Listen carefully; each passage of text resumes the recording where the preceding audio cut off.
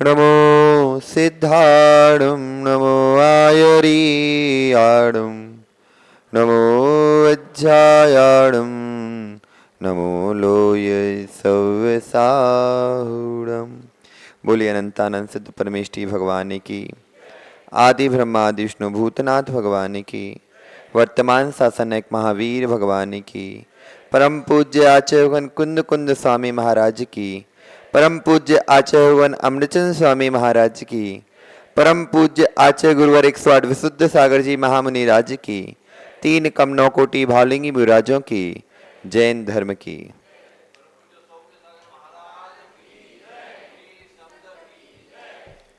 भव्यवर आत्माओं, हम सभी अपने जीवन को उत्कृष्ट से परम उत्कृष्ट बनाने के लिए यहाँ पर एकत्रित हुए हैं।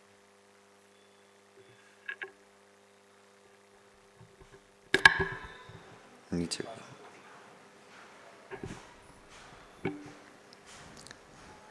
भव्यवर आत्माओं, जीवन और मरण बिना पुरुषार्थ के नहीं होता।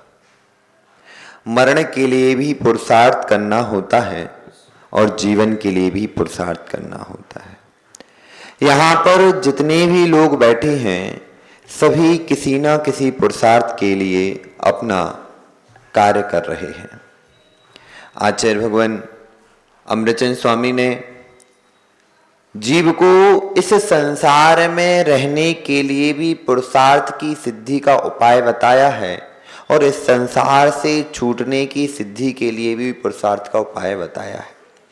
कल हमने जाना था कि धर्म और अर्थ पुरुषार्थ के द्वारा ही यह जीवन सफल हो सकता है और जब धर्म और अर्थ पुरुषार्थ होगा तभी मोक्ष पुरुषार्थ कर पाओगे।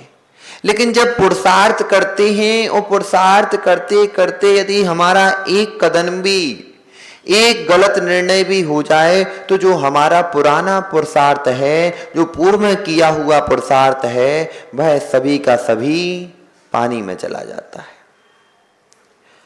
माताओं, कभी आपने, प्रदीप भाई, कभी रसगुल्ले खाए? रसगुल्ले खाए क्या? जैसे देखो रसगुल्ले का नाम सुनते मुंह में पानी आ गया। ये देखिए, नाम सुना आपने रसगुल्ले का और मुंह में पानी आ गया, क्योंकि पानी आने का कारण आपकी इच्छा है। क्या है? आपकी इच्छा है। आपकी आहार करने की इच्छा इतनी तीव्र है जो आपको सिर्फ नाम सुनने मात्र से आपके उसमें, जैसे पूरनपुरी का नाम सुना, वासुंदी का नाम सुना, रबड़ी का नाम सुना, वैसे ही आपके मुंह में पानी आ गया।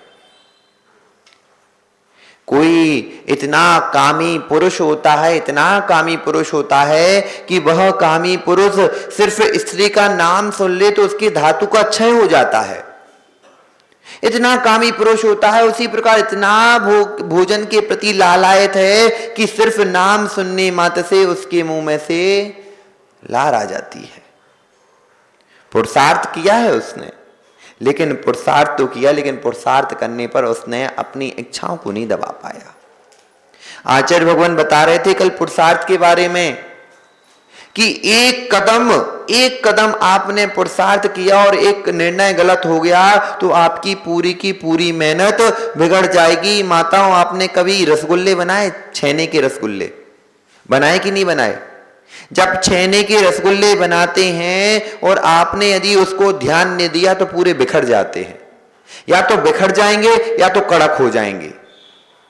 नरम मुलायम बनाना तो क्या करना पड़ता है? उसको ध्यान से उसकी मलाई रगड़ा जाता है, उसे मला जाता है। मलते रहो मलते रहो मलते रहो। एक समय ऐसा आता है कि वह जब छोटा सा रसगुल्ला उसको गोल बनाकर जैसे ही चाशनी में डाला तो वो इतना बड़ा हो जाता है। मनीष भैया, इतना सा रसगुल्ला इतना बड़ा हो गया क्योंकि उसका पुरुषार्थ सफल हुआ। उस माता ने उसमें सम्यक पुरुषार्थ किया। एक बार की बात है, एक बच्चा था, एक अच्छा सा श्रावक था। वह श्रावक ईमानदार था। क्या था? इतना ईमानदार था कि वह यदि उसके सामने सोना भी पड़ा रहे, क्या पड़ा रहे, सोना भी पड़ा रहे तो उसको देखता नहीं था। उसकी ईमानदारी के चर्चे, जो जहां पर वो काम करता था पूरे के पूरे लोग उसकी ईमानदारी के चर्चे करते थे। लेकिन कहीं कन खजूरे होते हैं, क्या होते मनीष भाई? कन खजूरे होते हैं, उन कन खजूरों को साता नहीं पड़ती किसी का अच्छा होते हुए। किसी का अच्छा हो रहा होगा तो उनको अच्छा नहीं लगता, उन्हें लगता ये अच्छा हुआ कैसे। ये विघ्न संतोषी लोग होते हैं, और जो व्यक्ति इन विघ्न संतोषी लोगों के द्वारा अपने आप को बचा लेता है वही सफल हो पाता है। अक्षय भाई, अक्षय भाई आपकी काय की दुकान है? क्या काम करते हैं आप? कुर्सियों की। आपके सामने बताओ, सामने वाला एक व्यक्ति और होगा, वो भी यही काम करता होगा, आपको सलाह देने आया होगा कि भाई ये काम मत कर, ये काम मत कर, इसमें फायदा नहीं है।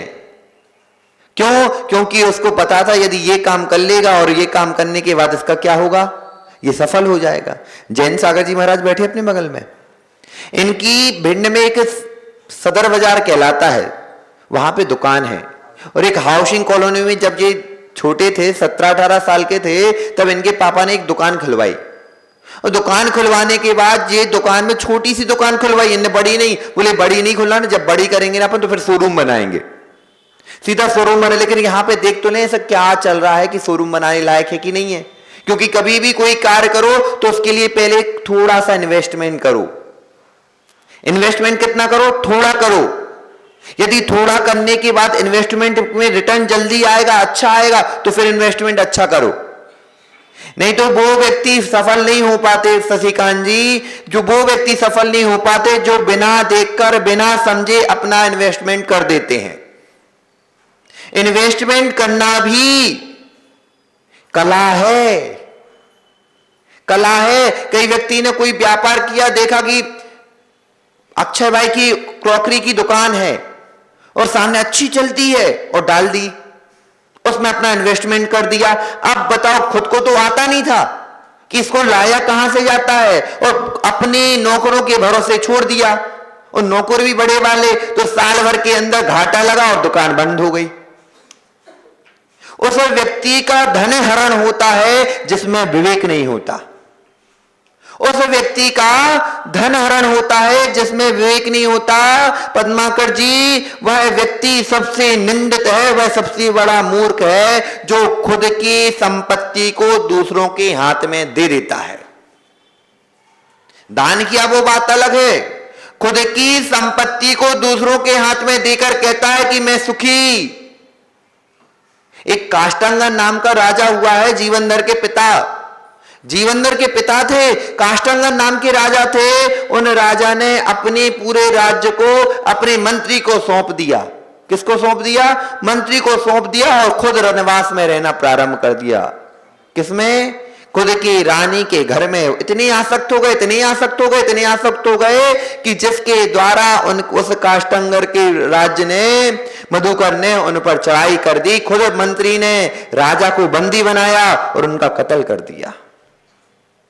जीवनधर की माता को उनने एक विमान में बिठाकर कहीं दूर जंगलों में छुड़वा दिया। जब समय आएगा तो ठीक हो जाएगा। लेकिन देखो कि आया हुआ सिर पर सिंहासन भी, राज्य भोगते हुए भी, यदि कोई व्यक्ति अपनी संपत्ति किसी और को देता आता है तो फिर उसकी संपत्ति पर कोई हक नहीं बचता।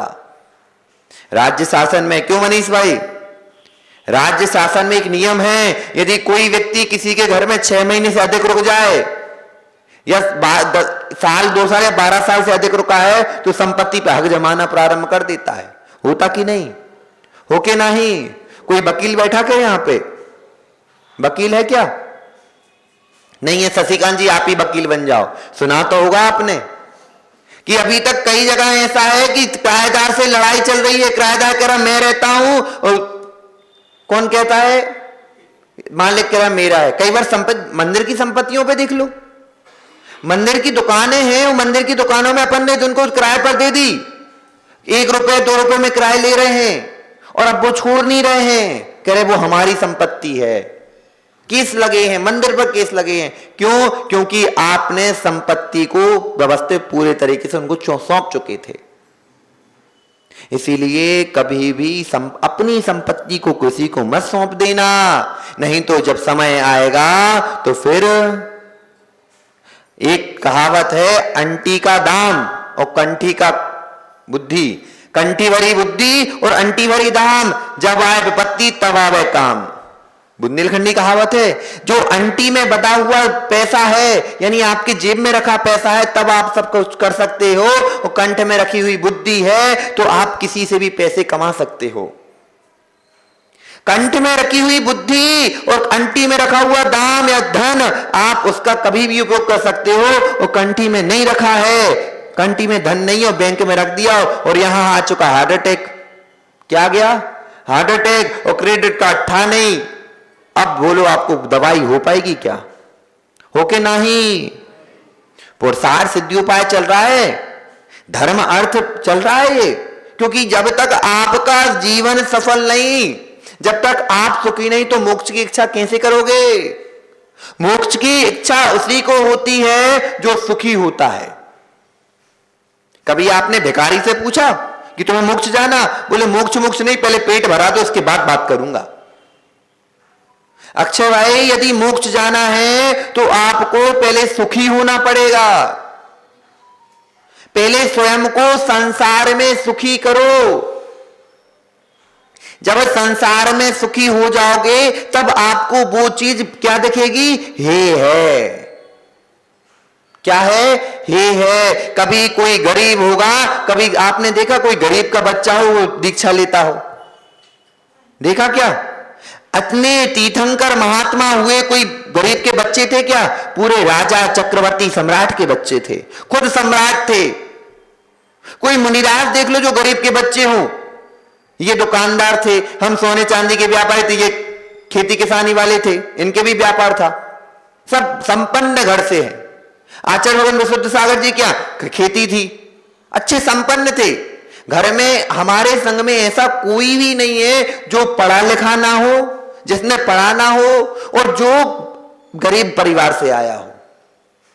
सबके यहां संपन्नता के युक्त हैं, क्योंकि संपन्नता में ही विरक्ति दिखती है, और जहां पर साधनों का अभाव होता है वहां विरक्ति नहीं, वहां लालसा आती है। जहां पर विरक्ति चाहिए वहां पर विरक्ति नहीं दिखती, वहां पर लालसा आती है, लालसा। मनीष भाई, यदि आपको अपनी लालसा, यदि आपको अपनी विरक्ति चाहिए तो उस चीज का भोग कर लो। और अच्छी बात है कि भोग मत करो, पहले ही छोड़ दो। आचार्य भगवान जब भगवती आराधना में समाधि का प्रकरण चलता है और अंतिम समय में यदि कोई छपक है और उसको इच्छा हो गई मुझे रसगुल्ला खाना है, क्या खाना है? रसगुल्ला खाना है, क्योंकि जीव है, इच्छा हो सकती है। तो आचार्य महाराज कहते हैं रसगुल्ला खाना है ना तुम्हें, रसगुल्ला बुलवाते हैं। क्या करते? रसगुल्ला बुलवाते हैं और उसके हाथ में देते हैं कि ये रसगुल्ला आ गया, शुभ समझो, तुमने भक्त प्रत्याख्यान किया है, त्याग किया है, खाना है। वो कहता है खाना है, इच्छा पूरी है, खाना है। बोले खाना है, लो खाओ। हाथ में देते, अब उठाओ अपने हाथ से। नहीं उठ रहा, चलो नहीं उठ रहा, मैं दे रहा हूं। उनके हाथ में रखकर उनके मुंह में लेके जाते हैं, लो खाओ। खाता है, नहीं जा पाता गले के नीचे। अब कहते अब छोड़ दो, समझ गए ना, अब तुम्हारी शक्ति नहीं है उसको चबाने की, वह फिर त्याग करवा देते हैं। जब तक अभाव था तो मन में इच्छा थी, मन में इच्छा थी मुझे खाना है, खाना है, अब खा रहा, दे दिया तुम्हारे मुंह में, लो खाओ। लेकिन उसकी पूरी इच्छा नहीं हो पाई। उसी प्रकार जब आप इन्वेस्टमेंट करो, क्या करो? इन्वेस्टमेंट करो, तो देख लो कि जहां पर फायदा हो उसमें इन्वेस्टमेंट करो। ज्ञानी मां, आप भी घर में उस दाल में इन्वेस्टमेंट करती हो जो सीजती होगी, उस दाल को बनाती हो जो सीजती होगी। ज्ञानी अम्माओं, ये है कि नहीं? क्या वो ठुर्रा मूंग को आप सीजने के लिए अपनी गैस जलाओगी? जलाओगी क्या? जो लौकी खराब हो चुकी है, जो भोपला खराब हो चुका है, उसको खाने में बनाओगी क्या? माताएं भी अपने द्वारा इन्वेस्टमेंट करती हैं, हर समय इन्वेस्टमेंट होता है उनका। ये मत समझो कभी व्यापार नहीं करना जानती, वो सबसे आपसे ज्यादा व्यापार तो वो करना जानती है। शशिकांत जी आपसे ज्यादा व्यापार वो करना जानती हैं, वो आपसे भी इतने प्यार से बोलेंगी कि हे प्रिय हमें ये चीज चाहिए। अब उनके लिए क्या कहिए, अब इन्वेस्टमेंट उन्हें करना है तो कैसे इन्वेस्टमेंट करेंगे पद्माकर जी? अच्छा अच्छा भोजन बनाकर। क्या करके? अच्छा अच्छा भोजन बनाकर इन्वेस्टमेंट करेंगी। अब आपका पेट भर गया, आप पेट भरने के बाद क्या करेंगी? वो आपसे अपनी बात को कहेंगी, अब ये पेट भर चुका, मन प्रसन्न है, बात कहो, 1 मिनट में काम निकलने वाला है। यदि कोई सोने चांदी के व्यापारियों के जाना और सामने वाला देख ले सामने वाला सीट अच्छा है, ये माल खरीदेगा, तो पहले उसको बिठाएंगे, बैठो, बैठ जाओ। अपने जो सहभागी है उससे कहेंगे जाओ एक चाय या कॉफी या लस्सी लेकर आओ, उसको लस्सी पिलाएंगे, चाय पिलाएंगे। फिर उसके बाद जो 1 लाख का सामान लेने आया था वो 10 लाख का सामान लेके जाएगा, क्योंकि इन्वेस्टमेंट करना पड़ता है। यहां तक कि मोक्ष मार्ग में भी इन्वेस्टमेंट करना पड़ता है, तब रिटर्न जो आता है वो मोक्ष होता है। क्या होता है? वो मोक्ष होता है। जब तक इन्वेस्टमेंट नहीं करोगे तब तक मोक्ष नहीं होगा। गांधी जी थोड़ा सा इन्वेस्टमेंट किया, कितना प्रॉफिट हुआ? मनीष भाई कितना प्रॉफिट हुआ? प्रॉफिट हुआ कि नहीं हुआ? क्योंकि जब तक डिस्प्ले अच्छी नहीं होगी, जब तक आपकी डिस्प्ले अच्छी नहीं होगी तब तक आपका माल बिकने वाला नहीं है। जब भी हीरा रखा जाता है तो मखमल में रखा जाता है। किस में रखा जाता?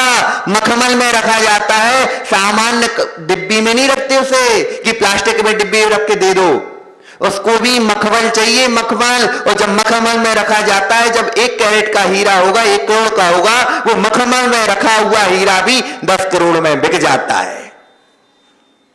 डिस्प्ले चाहिए, डिस्प्ले।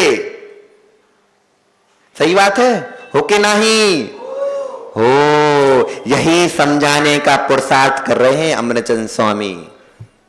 तज्जयति परम ज्योति समस्तरंत पर्याय दर्पण तब सकला प्रतिफलति बाधार्थ मालिका यत्र। तज्जयति वह जयवंत हो जिन्होंने सर्वद्रव्य की सर्व पर्यायों को, अनंत अनंत पर्यायों को जान चुके हैं। किस प्रकार? माला के जैसे इन्वेस्टमेंट किया उनने। क्या इन्वेस्टमेंट किया? घर को छोड़ा, छोड़ा कि नहीं छोड़ा? घर को छोड़ा, खुद के उपयोग को इन्वेस्ट किया, अपने आप में इन्वेस्ट किया, और वह इन्वेस्टमेंट का रिटर्न ऐसा आया कि जितनी चीजें गलत थी, जितने भी कर्म थे, वो कर्म घाटे वाले कर्म थे, उनको सबको अलग कर दिया और 4 कर्म शेष बचे रहे, क्योंकि वो 4 कर्म जरूरी थे शेष बचना, उनको रख लिया। वो भी काम की जरूरी नहीं है, वो भी जरूरी है और फिर भी जरूरी नहीं है, तो उनको रख लिया। और जैसे ही उनने 12वें गुणस्थान में इन्वेस्टमेंट अपना पूरा कंप्लीट किया, तो जो फालतू में लोग बैठे थे, 11वर्णी 10वर्णी और अंतराय, वो भाग गए। और जैसे ही रिटर्न आना चालू हुआ तो उनके समूह शरण लग गया। क्या लग गया? समूह शरण लग गया। घर में काय का फर्श है आपके यहां? अजित भाई नीचे फर्श है कि नहीं, कि मिट्टी है? फर्श है ना। कहां का टाइल्स बुलवाया था? मकराना का, बिजौलिया का, कहां का? जयपुर से मंगवाया था ना आपने टाइल्स, कि सूरत से मंगवाया था? कितने का होगा? चलो यही वो छोड़ो, यही बताओ ये कितने का फर्श होगा? 1 लाख 2 लाख 10 लाख तक का तो होगा। क्यों मनीष भाई? लेकिन इन्वेस्टमेंट करने वाले के पास, जिनने इन्वेस्टमेंट किया, उनके यहां का फर्श होता है किसका? स्फटिक का। किसका होता है? स्फटिक का। तीर्थंकर की समोषण की भूमि स्फटिक की होती है, स्फटिक की। स्फटिक जानते हो? कसार मंदिर में रखी है ऊपर 3 प्रतिमा स्फटिक की, दर्शन कर लेना कभी। क्यों शशिकांत जी? वो स्फटिक का, वो भी जिसमें से आर पार दिखता है, ऐसी स्फटिक की भूमि होती है। उस भूमि में उनका इन्वेस्टमेंट हुआ था, तो उसका इन्वेस्टमेंट ऐसा आया कि वहां अकेली क्या है? बाहर की चीजें। ये क्या हो रही है? बाहर की चीजें। यदि कोई कलेक्टर बने, कलेक्टर बने तो उसको क्या क्या चीजें मिलती हैं? एक पीए मिलेगा, 2 होमगार्ड मिलेंगे, एक खाना बना, लेकिन लगभग 7 से 8 लोगों का स्टाफ सरकार देगी। वैसे ही कर्मों की नीला ऐसी है कि जैसे ही भगवान ने इन्वेस्टमेंट कंप्लीट करके अपना रिटर्न वापस लेने के लिए हुए तो उनको समूषण मिला। क्या मिला? समूषण मिला। समूषण के बाद देव आकर उनकी सेवा करना प्रारंभ कर चुके। 64 चमर ढूंढने लगे। तुम्हारे पास कितने चमर ढूंढ रहे क्या? एक भी? गांधी जी कहना घर वाली तो ढूंढाती नहीं है, 64 चमर कौन ढूंढाएगा? गर्मी लगे तो खुद को पंखा हिलाना पड़ता हो के नहीं? तुषार की अम्मा नहीं हिलाती, फिर खुद को हिलाना पड़ता है। लेकिन यदि आपने इन्वेस्टमेंट करते तो एक नौकर लगा मिलता, वो हिला देता। हिलाता कि नहीं हिलाता? हिलाता। फिर भी भगवान ने इन्वेस्टमेंट किसी बाहर पर नहीं किया। किस पर किया? स्वयं पर किया। अक्षय भाई, वह व्यक्ति सबसे अच्छा है यदि अपनी संपत्ति का स्वयं भोग कर ले। अपनी संपत्ति का जो स्वयं भोग कर लेता है ठीक है, स्वयं तो पेट भरा, और उससे अच्छा वो है जो अपना भी भरण पोषण करे और दूसरा का भी भरण पोषण करे। वो सबसे अच्छा। क्योंकि धन की 3 ही गति होती है। कितनी गति? 3 गति। भोग, दान और चोरी, नष्ट। यदि आपने स्वयं पर भोग कर लिया तो स्वयं तृप्त हो गए, अच्छी बात है। दान कर दिया तो अभी दान किया, वो आने वाले समय में इस भाव में तो आपको कीर्ति देगा, इस भाव में तो आपको कीर्ति देगा। ये बताओ, आपने परसों कलश स्थापना कराई कि नहीं कराई? जिन्होंने जैसे तीर्थ रक्षा का कलश ने लिया, शशिकांत जी ने, आपने उनका सम्मान किया कि नहीं किया? किया कि नहीं? हो कि नहीं? कीर्ति की कि नहीं की? भैया ने शास्त्र दान का भेंट लिया, उनका आपने सम्मान किया कि नहीं किया? कीर्ति बढ़ी कि नहीं बढ़ी? यश फैला कि नहीं फैला? हो के नहीं? फैला। अब जब देखो इनने इन्वेस्टमेंट करने पर साक्षात फल सामने दिख रहा है। साक्षात फल आपका यश फैल रहा कि नहीं फैल रहा? जिन्होंने मुख्य कलश आदि ली उनका यश फैला कि नहीं फैला? सोलापुर का यश फैला कि नहीं फैला? किसके कारण? ऐसा उन्होंने दान किया। नाम तो आया ना, सोलापुर वालों ने दान किया। हुआ कि नहीं हुआ? जब यश फैलता है तो यह साक्षात फल है। और परोक्ष फल क्या होगा? आने वाले समय में जिसने जिन जिन चीजों पर दान किया है उन चीजों का 1000 क्या लाख गुना या अनंत गुना वह फल वापस रिटर्न आता है। परंपरा से नहीं, साक्षात फल आता ही आता है माता, आता ही आता है। एक जिन धर्म एक ऐसा है, यहां पर आप जब कुशल कर्म करोगे उस कुशल कर्म का आपको परिणाम मिलेगा ही मिलेगा। यदि आप पात्रों को दान करोगे और आपने मनुष्य आयु को बंद कर लिया तो भोगभूमि मिलेगी। यदि आपने पात्रों को दान दिया और आयु का बंद नहीं किया तो आपको देव पर्याय प्राप्त होगी। यदि आपने दान दिया और अपात्र को दान दिया तो भी आपको भवनत्रय मिलेंगे या कुभोग भूमि मिलेगी। ये दान का प्रभाव है, क्योंकि दान एक ऐसी वस्तु है जो अपना काम करके जाती ही जाती है। समझ में आ रहा? कठिन तो नहीं हो रहा आज? एक ऐसा इन्वेस्टमेंट है ये। क्या है? इन्वेस्टमेंट है। क्योंकि अपन कौन है? जैन है, और जैन इन्वेस्टमेंट करते हैं। किसी का बच्चा नौकरी कर रहा है तो अपने बच्चे से कह देना, बेटा इस नौकरी को तब तक ही करना जब तक तुम मालिक ना बन जाओ। क्या जैन हो? उस बच्चे से कहना है तुम आईटी कंपनी में हो तो आईटी कंपनी में नौकरी तब तक करना जब तक तुम सीख ना जाओ, और उसके बाद स्वयं की कंपनी खोल लेना, तब वो तुम्हारा व्यापार होगा। क्योंकि अपन नौकरी करने वाले नहीं है, अपन नौकरी देने वाले हैं। जैन कौन होते हैं? चतुर संतोष जी, जो नौकरी नहीं करते, नौकरी देते हैं दूसरे को, वो जैन है। अपन कोई नौकरी वाले नहीं है कि हमें दास बनना हो किसी का। पीयूष, नौकरी तब तक ही करना जब तक अपने लिए सीख ना जाओ। और अपने पास ये है, क्या है? ये है, इससे तो अपन कुछ भी कमा सकते हैं। जैनों के पास, व्यापारियों के पास, मारवाड़ियों के पास कभी भी एक अच्छा टीचर था, विकास दिव्य कीर्ति, वो मालूम कि एक दिन बोले कि अपनी क्लास में पढ़ा रहे थे कि जैन लोग कभी भी गरीब नहीं देखे जाते। क्या नहीं देखे जाते?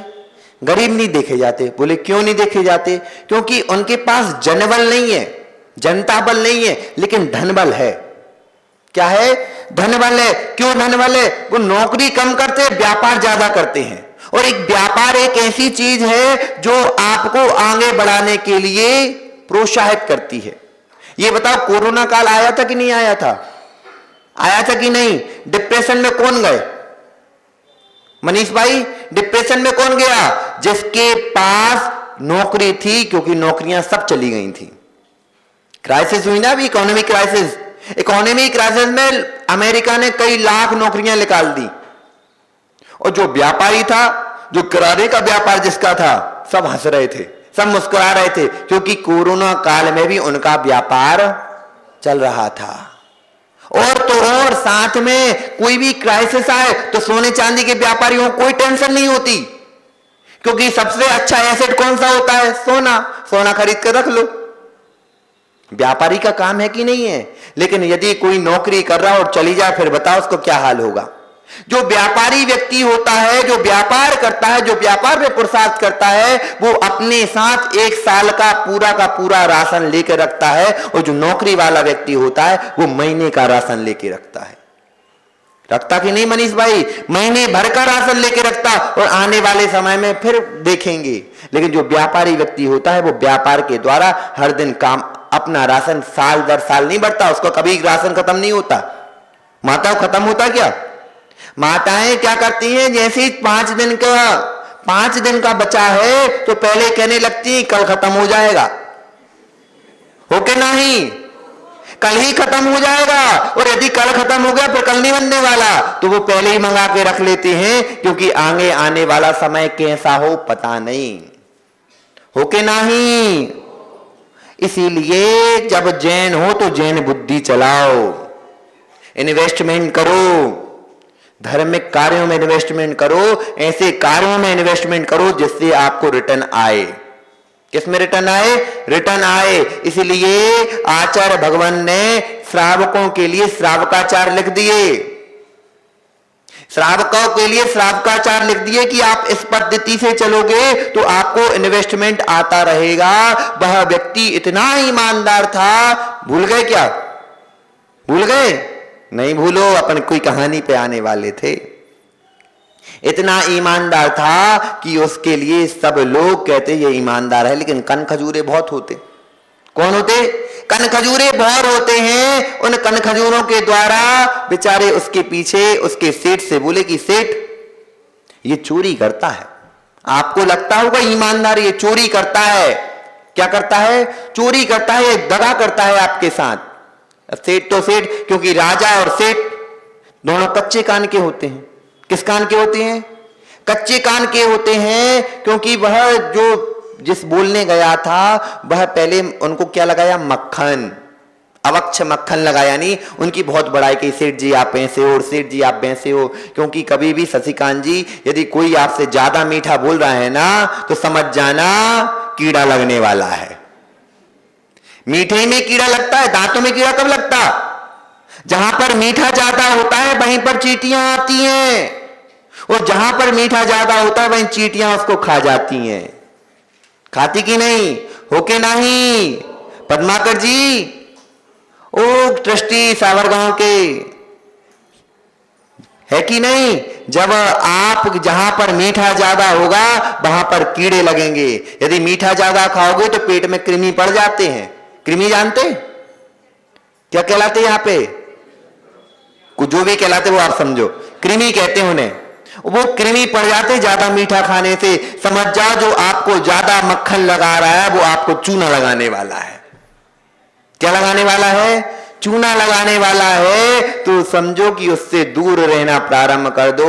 उसने कहा कि सेठ जी, ओ सेठ जी सुन तो लो, वो बहुत बड़ा ईमानदार नहीं है जो आपकी ईमानदारी की बात एक बार बोला, 2 बार बोला, 3 बार बोला, चौथी बार ऐसा हुआ कि सेठ का दिमाग सनका और उस व्यक्ति को बाहर निकाल दिया। बाहर निकाला, उसको बाहर निकाल दिया। अब वो व्यक्ति घर से बाहर निकला, निकला, उसके घर से बाहर निकला, सेठ के घर से बाहर निकला, जा रहा था। जाते जाते जाते जाते उसके दिमाग में बहुत उधड़-मुन चल रही थी कि मेरी ईमानदारी किस काम की, मेरी ईमानदारी किस काम की जिसके कारण मुझे निकाल दिया गया, मुझ पर लांछन लगाए जा रहे हैं। यदि मैं उनके जैसे यदि ईमानदार ना होता, ईमानदारी ना करता, तो मैं भी उनके साथ अभी अच्छे से खाता पीता, उनके साथ सेठ की संपत्ति को लुटा लेता, संपत्ति चोरी कर लेता। शशिकांत जी, जो व्यक्ति ज्यादा ईमानदार होगा ना, वो कभी उसके मुंह पर यह बात नहीं आएगी कि मुझे ये चाहिए, जितना मिल रहा उतना पर्याप्त है। क्योंकि जिसकी इच्छाएं ज्यादा होंगी वो ईमानदार कभी नहीं होगा, जिसकी इच्छाएं ज्यादा होंगी वो ईमानदार कभी नहीं होगा। वो यत्र तत्र सर्वत्र कुछ ना कुछ करता हुआ आपको पाया जाएगा। और जो ईमानदार होगा उसकी इच्छाएं सीमित होंगी और वह जितना आप दोगे उतने ही संतुष्ट हो जाएगा। वहां पर उस व्यक्ति को, वह जा रहा था तो एक वृद्ध मिला और वृद्ध 3 झोले लिए था। कितने झोले? 3 झोले लिए था। वह कहता है कि कोई व्यक्ति यहां पर है जो मेरा झोला उठा सके, मैं उसे 3 सोने की गिन्नी दूंगा। कितनी? 3 सोने के सिक्के दूंगा। तो वह जो व्यक्ति जा रहा था, वो बच्चा जिसको निकाल दिया था, वह देखता है ठीक है। वह युवक कहता है वैसे ही तो अपनी नौकरी चली गई है, चलो 3 सोने के सिक्के मिलेंगे तो और अच्छी बात है। यदि कोई मेरा यह भार उठा ले, तो वो कहता है मैं उठा लेता हूं, चलो। वह उठाता है, कंधे पर रखता है और जा रहा है आगे आगे। वृद्ध आगे जाता है, पीछे से वो जाता है। वृद्ध बार बार मुड़कर देखता है, बार बार मुड़कर देखता है, बार बार मुड़कर देखता है। युवक भी देखता है कि इसमें ये बार बार देख रहा है, इसको शक हो रहा है कुछ हो तो ना जाए। भाई पूछता है कि आप ये बताइए, आप बार बार क्यों मुड़कर देख रहे हो? इसमें ऐसा क्या भरा हुआ है जो आप मुड़कर देखते हो बार बार? वह कहते इसमें तांबे के सिक्के हैं। किसके सिक्के हैं? तांबे के सिक्के हैं, इसलिए वो ये बात नहीं, वैसे ही देख रहा था मैं तो, बस तांबे के सिक्के इसलिए देख रहा था। उसने कहा ठीक है। कुछ दूर गए, 2 किलोमीटर आगे बढ़ा।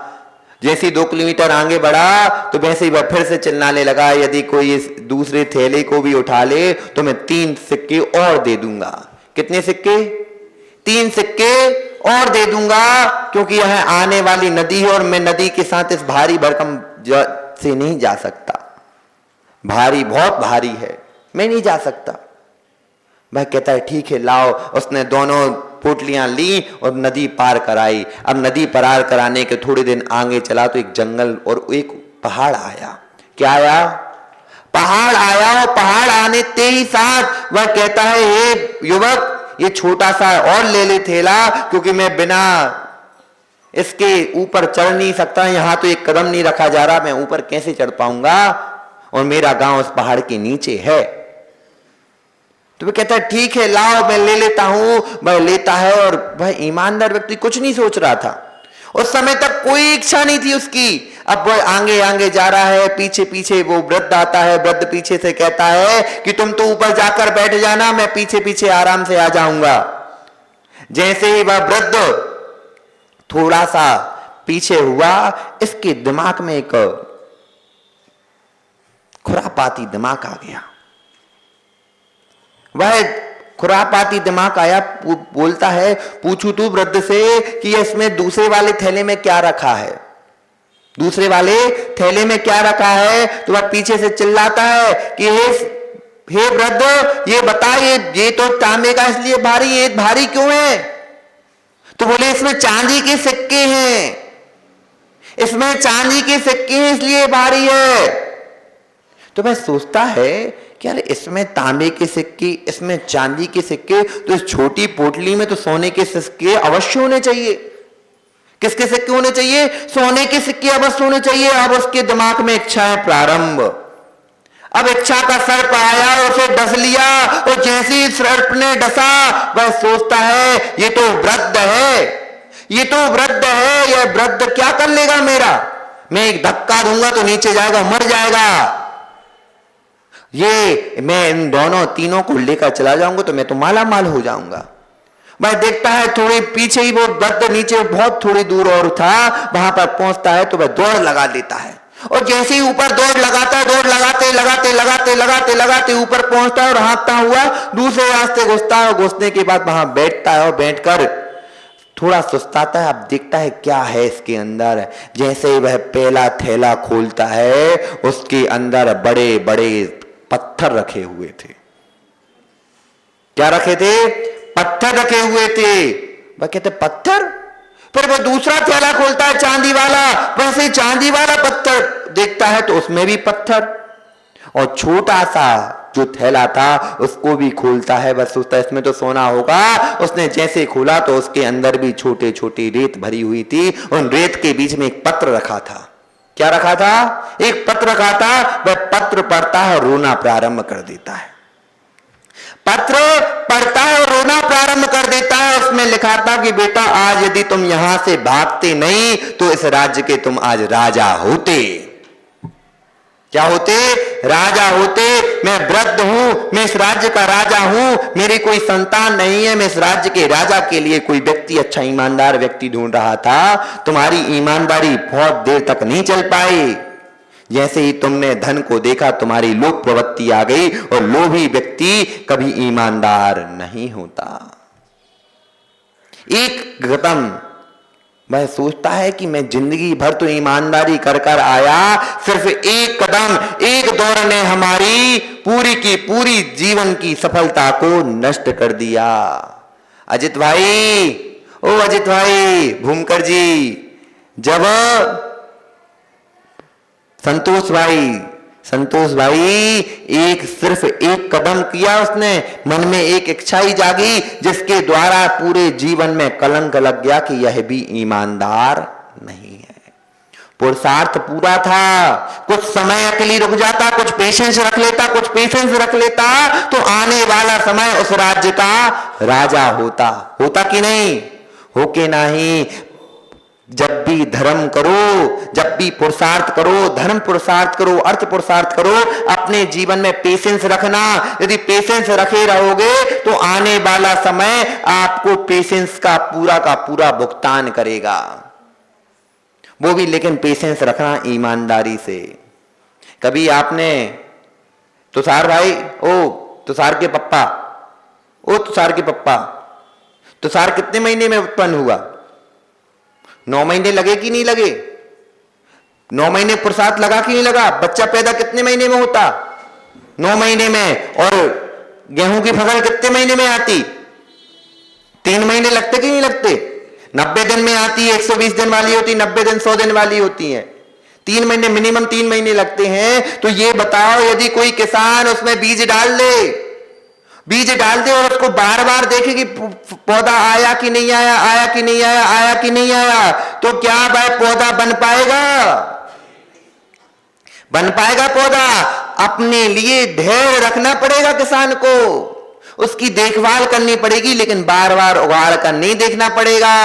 उसी प्रकार जिस प्रकार गर्भ में आया हुआ बच्चे को बार बार सोनोग्राफी नहीं कराई जाती, यदि बार बार सोनोग्राफी कराओगे तो वह अपंग हो जाएगा। किस प्रकार उस बीज के जैसा फिर फलेगा नहीं और फलेगा ही नहीं। उसी प्रकार जो आप अपने धर्म में इन्वेस्टमेंट कर रहे हो उसका फल अभी मिले या ना मिले, लेकिन साक्षात फल अवश्य मिलेगा। उसी का नाम पुरुषार्थ सिद्धि है। क्या है? पुरुषार्थ सिद्धि है। इसलिए इन्वेस्टमेंट कहां करो? समय पर करो और अच्छी जगह करो। एक समय का पुरुषार्थ ही आने वाले समय में आपको उसका फल देगा ही देगा। कुशल पुरुषार्थ करोगे तो पुण्य मिलेगा, और अकुशल पुरुषार्थ करो तो पाप मिलेगा। शुभ पुरुषार्थ करोगे तो अच्छा फल मिलेगा, और पाप बुरा करोगे तो क्या मिलेगा? बुरा फल मिलेगा। यदि आपने आम की गुठली लगाई है तो आम मिलेंगे, बबूल नहीं मिलेगा। और आप कहो बबूल बो और आम मिल जाए, क्या आम मिलेगा? होके नहीं मिलेगा। इसीलिए अपने जीवन में जब भी पुरुषार्थ करो तो सम्यक पुरुषार्थ करो, क्योंकि आपका पुरुषार्थ भगवान के केवल ज्ञान में झलक रहा है। क्या है? आपका पुरुषार्थ भगवान के केवल ज्ञान में झलक रहा है। उसी के लिए आचार्य भगवान अमृतचंद स्वामी पुरुषार्थ सिद्धि उपाय में मंगलाचरण में कह रहे हैं, तज्जयति परम ज्योति समस्त रंत परे आयई दर्पण तब एव सकला प्रतिपति मालिका यत्र।